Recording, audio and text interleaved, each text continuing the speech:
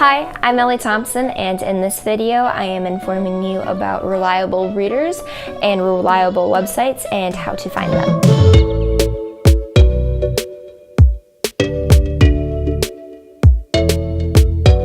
Reliable breeders are actually pretty common to find.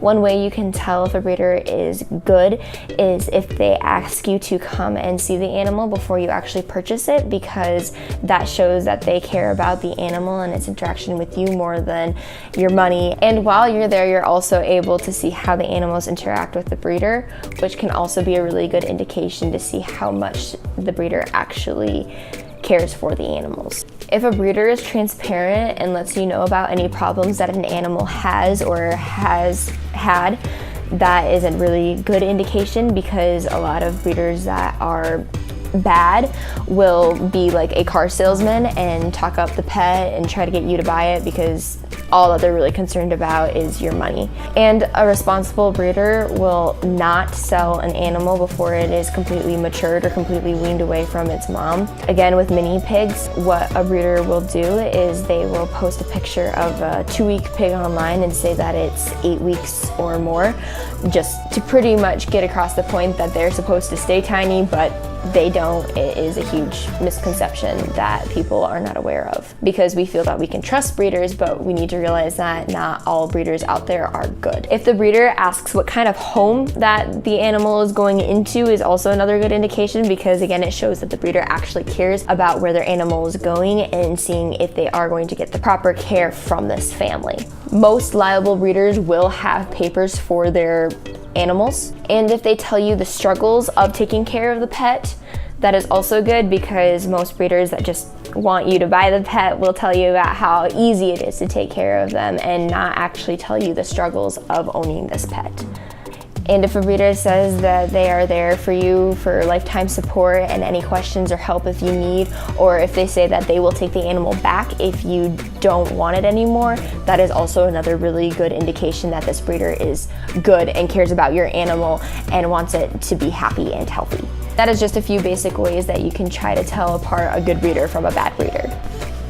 Sites are also used to try to find good pet health information online. Unfortunately though, there are a lot of sites or blogs with copious amounts of inaccurate information.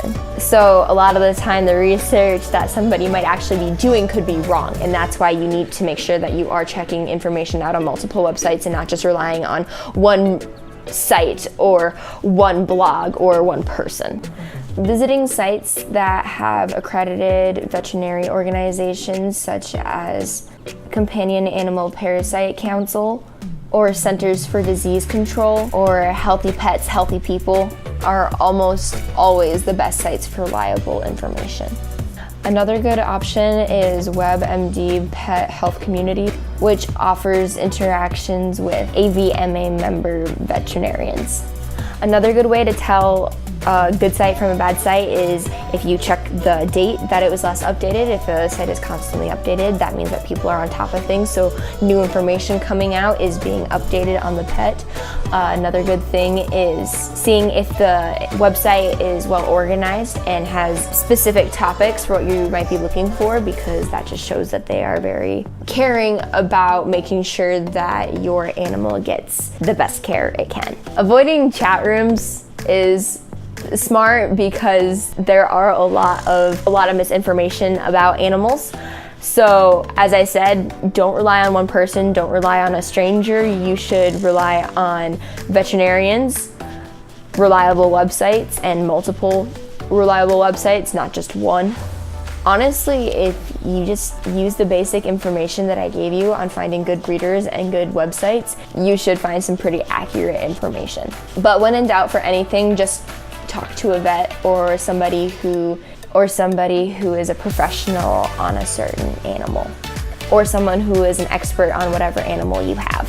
Some sites also give homemade remedies for your pets, which can sometimes be bad, because again, there is a lot of misinformation out there and some people might not realize that a certain ingredient is actually toxic or poisonous to the pet, and they've been giving it to their pet, and then eventually their pet might kick the bucket, and so will yours. So if you do find a homemade recipe, make sure that you do the research on all the ingredients to make sure that your pet can actually have this. Don't just rely on the site because it says, oh yeah, this is okay for your pet to have.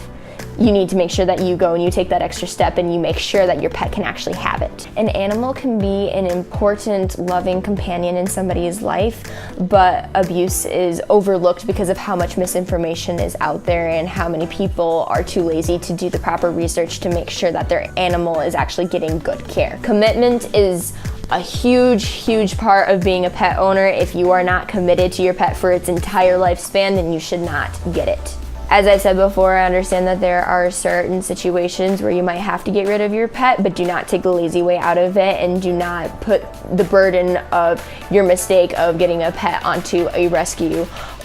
It is so important to do your research on your animal before you get it so that you know exactly what you're getting into and nothing takes you by surprise. Obviously, there are things that you learn as you have the pet. You can do as much research as you want and it won't necessarily be exactly like having the pet, but there are things such as how big they get, how much food they should get, what kind of food they should get, how warm they should be, things that you should know that are facts that you will find out through research. Also, making sure that you have a vet in the area before you get a pet, making sure that you can own the pet in whatever city or house or apartment you live in is important, and just not taking the lazy way out of things and making sure that you are willing to commit to your pet is very important. So if you want to learn anything else about my pets or the products I use or other pets specifically, you can check out the other videos on my channel. Thanks for watching.